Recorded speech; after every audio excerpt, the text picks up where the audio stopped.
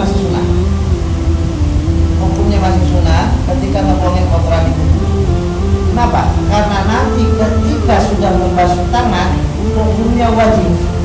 Kalau memang ada kotoran, kalau ternyata masih ada kotoran di kuku yang bisa menyebabkan air nggak masuk ke bawah kuku, maka wajib harus dihilangkan. Maka ketika kita membasuh tangan, kotor tangan, doanya apa? Allahumma fad yadayya bima asyika lihat. Walaupun ada ulama yang menyebutkan tidak ada doa di dalam wudu, tapi kerjakan saja. Cuma catatannya ketika berdoanya bukan di dalam WC. Boleh nggak kita nyebut nama Allah di dalam WC? Boleh nggak kita baca Bismillahirrahmanirrahim di tempat-tempat yang kotor seperti kamar mandi dan WC? Nggak. Boleh nggak? Nah itu kenapa kalau lagi kita wudu di dalam kamar mandi WC baca doa Allahumma fad? Ada yang suka baca? Ada yang suka baca? Allahumma fad yadayya mimma asyika kuliah. Baca Bismillahirrahmanirrahim di kamar mandi di WC boleh nggak? Kalau baca doa Allahumma fad boleh nggak? Pantes doa lu gak pada dijabah. Jangan doanya di WC. Iya kan? Benar nggak? Mulai kita rubah. Jangan ngedoa di kamar mandi sekalipun lagi wudu. Kecuali doanya di dalam hati. Kecuali doanya di dalam hati. Dan kecuali kalau tempat wudunya bukan tempat buang air besar, bukan tempat buang air kecil seperti di musola, di masjid, tempat WC-nya lain, tempat wudunya lah, baru dibaca Allahumma fad yadayya bima asyika kuliah. Ya Allah, jagalah kedua tangan bima asyika dari semua maksiat itu lihat seluruhnya. Wah aneh, ini tangan setiap hari dipinta sama Allah supaya dijaga daripada perbuatan dosa, dijaga daripada maksiat. Sehari 5 kali tapi nyopetnya masih jalan. Iya kan? Tapi ngebuka situs pornonya, yang ngebuka kaki atau jempol tangan. Padahal setiap hari ini dipinta supaya dijaga dari dipinta nggak? Allahumma fad yadayya mimma asyika. Ya Allah, jagalah tangan ini daripada maksiat tangan. Salah satunya apa? Ngebuka situs porno. Ngebuka nggak di HP? Buka. Kan buka porno sudah diganti.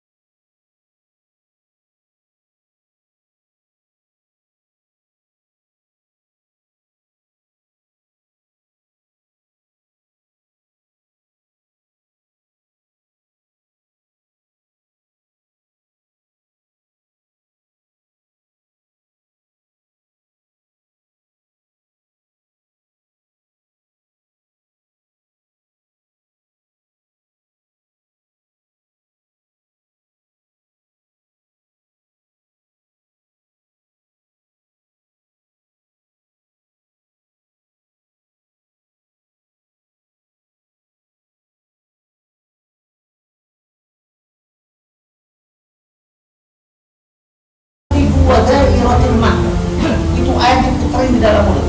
Kalau kata kita apa? Kumur. Jadi bukan begitu. Kumurin, biarin air di dalam, kelak-kelakan, kesentuh semua, dinding mulut kesentuh semua. Kemudian dikeluarnya bukan cuma mangap, tapi disemprotkan. Supaya apa? Kotoran yang ada di sela-sela gigi keluar. Paham nggak tuh?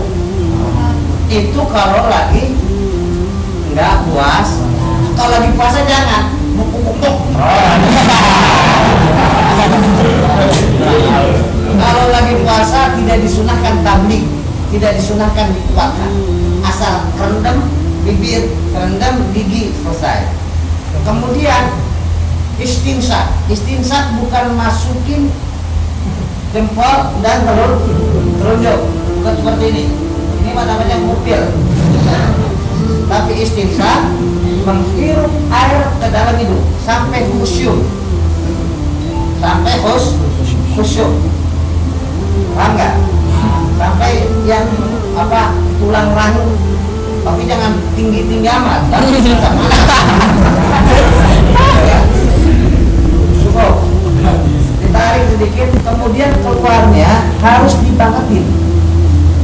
gitu ya. Sing-seringin. Sing-sering kan? Jadi bukan asal dia keluar, tarik, biar keluar kotorannya. Biar kalau apalagi sekarang lagi musim virus, iya kan? Biar virus yang kebawa keluar.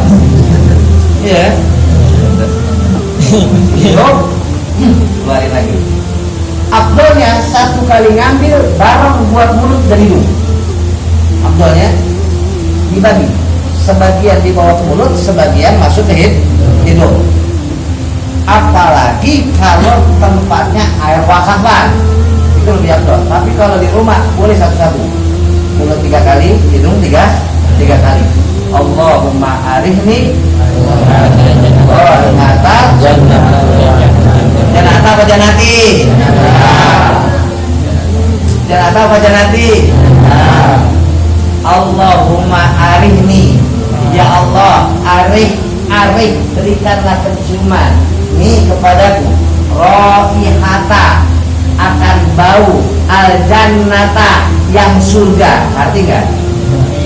Akan bau yang surga. Kalau dibaca jannata.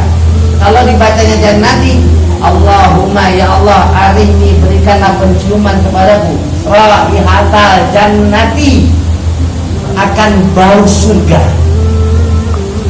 Jadi yang benar jannata apa jannati?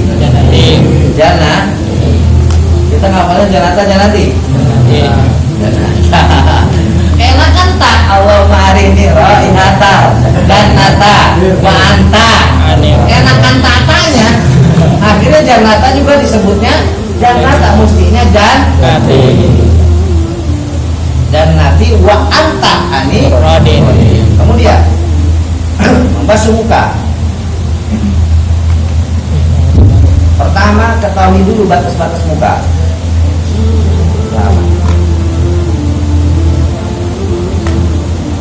Jamalin ya, langsung dipraktekin. Ntar kalau di rumah besok buka subuhnya, wudunya dipraktekin supaya nggak lupa. Batas muka yang wajib terbasuh, mulai kumpulnya rambut, berkumpulnya tulang dagu, sampingnya di antara 2 pentil kuping. Semua yang ada di sini, antara atasnya tempat tumbuh rambut, bawahnya tempat tumbuh tulang, kemudian tingginya antara 2 pentil kuping, ini disebut muka. Yang wajib faksilu wujuhakum, harus dibasuh. Bahasa dibasuh berbeda dengan masuh. Makanya dalam Al-Quran faksilu wujuhakum, giliran kepala wamsahu ru'usakum. Padahal dua-duanya sama, targetnya basah. Muka harus basah dengan goslu. Pala diusap juga tujuannya basah. Boleh nggak kita usap memakai air? Kering tangan kita, boleh nggak? Nggak boleh. Tapi harus dengan air. Tapi bukan disiram, cukup diusap. Maka ada perbedaan. Muka, tangan, kaki harus faksilu. Makna faksilu bijaryanil ma'i, basahnya bagian muka dengan mengalirnya air. Seperti gini. Ini namanya bijaryanil ma'i. Ketika diangkat tangan, air ngocor sini. Itu basahnya gosli. Nah gimana kalau basahnya masuk? Tangan kita masukin ke air, kemudian diusap-usap. Basah nggak? Basah. Tapi basahnya basah boleh nggak? Tangan kita masukin ke air, kemudian kita usap-usap, boleh nggak? Boleh nggak? Boleh nggak? Kenapa? Karena itu mah bukan dibahas, tapi diusap. Paham? Beda antara masuk dengan goslo. Kemudian setelah kita tahu batas-batas muka yang harus dibasuh, maka semua rambut yang ada di muka, alisnya, bulu mata, termasuk bibir mata. Bibir mata bagian daripada dohirul abdan, dohirul wajhi, dohirnya muka yang wajib terbasuh. Bibir, sebagian bibir wajib terbasuh. Maka ketika membasuh, ini wajib basah. Maka nggak boleh kalau kita membasuh muka, matanya merem, bibirnya mingkem. Berarti bibir nggak terbasuh. Basuh ini biasanya perempuan. Ini perempuan karena sayang bibir Ya ada lipstiknya dulu.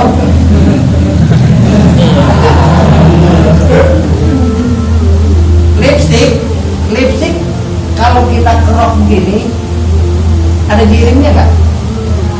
Bisa nggak dari bibir? Hah? Kalau misal lipstik kita minum di gelas ada bekasnya nggak nempel? Ada. Berarti ada bagian warna bibir, warna lipstik jirimnya menghalangi air kepada bibir, ya kan? Jadi kalau kita wudhu itu air nempel di bibir apa bilas? Ketutupan sama lipstik. Apalagi yang lipstiknya murah ya. Maka kalau kita wudhu ini lipstik kudu bersih. Apalagi yang pakai maskara, ya. Apalagi yang pakai bedak Kelly. Air milas, air ya kan? Licin ya kan? Milas kayak kedor lagi.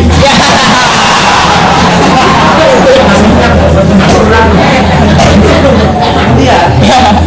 Karena di dalam wudhu nggak boleh air menghalangi rembes atau mengenai kulit.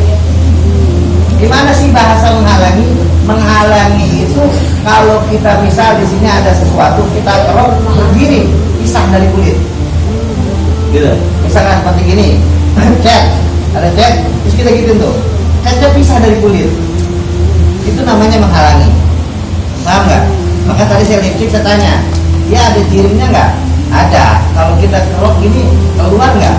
Bisa. Maka itu menghalangi namanya. Sama juga maskara, ya kan? Apalagi yang pakai apa? Bulu mata. Apa namanya? Bulu mata. Bulu mata. Ada lainnya kan? Ada yang pakai bulu mata gini.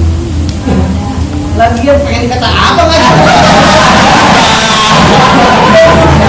Kira kondangan.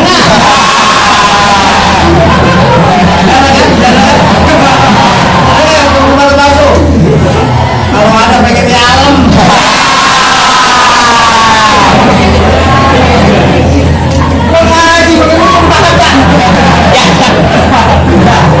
Lagi.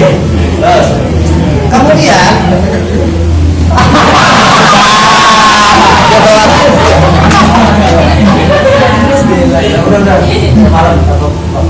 kemudian ketika wudhu ini kudu melek, mata kudu melek karena bibir mata termasuk zahirul wajib. Mulut kudu dimelekin, kudu dibuka agak mangap sedikit supaya bagian bibir ini terbasuh. Mata juga sama. Begitu juga sama ketika kalian mandi janabah. Kemudian mana lagi yang disebut batas muka? Tambah izar. Ini mahal tahdid. Ini wadain. Ini nggak apa-apa nggak terbasuh. Ini mahal tahdid. Yang melengkung mahal tahdid. Ini izar. Mahal tahdid wajib terbasuh walaupun bukan bagian juz muka. Karena nggak sempurna. Malah yutimul wajib illa wajib. Nggak sempurna membasuh atau mengadakan yang wajib kecuali dengan yang tersebut bahwa wajib, maka ini menjadi wajib juga. Kalau cambang ini termasuk muka. Kalau laki aman, kenapa biasa cambangnya dikerok? Kalau perempuan cambangnya panjang biasanya. Lagi yang jarang putih kan cambangnya gak panjang, nanti di rumah perhatiin. Biasanya perempuan kalau mau wudhu si rambutnya disambul, ya kan? Rambutnya ininya ke bawah ke atas. Ketika dia wudhu, basah nggak? Basah nggak ininya? Basah. Tempat tumbuhnya cambang basah. Tapi cambangnya basah nggak? Kenapa? Karena cambangnya ditarik ke atas. Kudunya gimana? Kudunya dikeluarin cambangnya. Pas kita ambil di sini, terus keluarin, biar dia turun. Ketika udah turun, kita wudhu. Paham? Cambang. Ini wajib. Kalau laki aman lah, jarang panjang, emang orang Cina.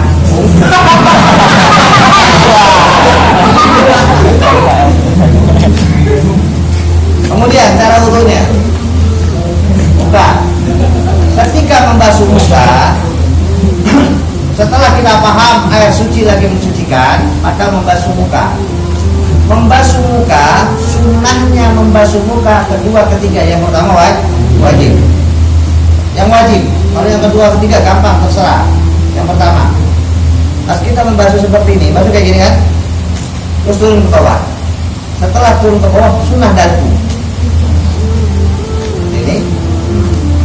Nah, ketika dia membasuh seperti ini, pas tangan dibawa ke atas, air turun ke sini, kemudian diusap semua. Basah nggak semua? Basah. Yang dengan goslu yang mana? Ketika air turun ke bawah, yang pas turun ke bawah, kemudian pas diusap semua, ini basah nggak? Nggak basah. Ini basah nggak? Kalau basuhnya gini, ini basah. Ini basah nggak? Ini basah? Kemudian diusap semua, basah nggak? Basah. Yang depan, yang pas turunnya air itu goslu. Yang ke samping hukumnya masuk basah. Walaupun sama-sama bas.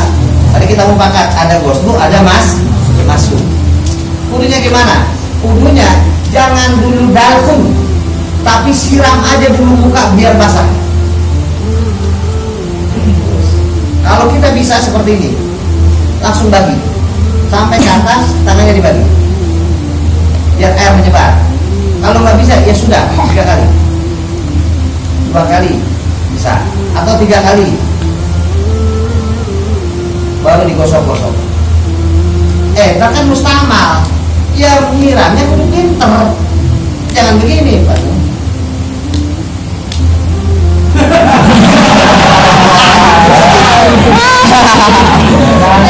Mustamal, ambilnya biar pinter, kertas 2, 3, baru gosok-gosok. Dihitung 1 kali basuhan, 2 kali basuhan, bukan banyaknya menyiram, tapi dihitung 1 basuhan, 2 basuhan karena sempurnanya basuhan. Paham? Karena sempurnanya basuhan. 10 kali dia nyiram, tapi ada bagian muka yang belum tersiram, maka belum dihitung 1 kali. Walaupun sudah 5 kali nyiram, dihitung 1 kali basuhan ketika sudah sempurna basuhan. Kalau memang dia sudah seperti ini, 1 kali udah sempurna, hitung 1 kali. Kalau saya minimal 2 kali. Sini, baru saya gosok-gosok.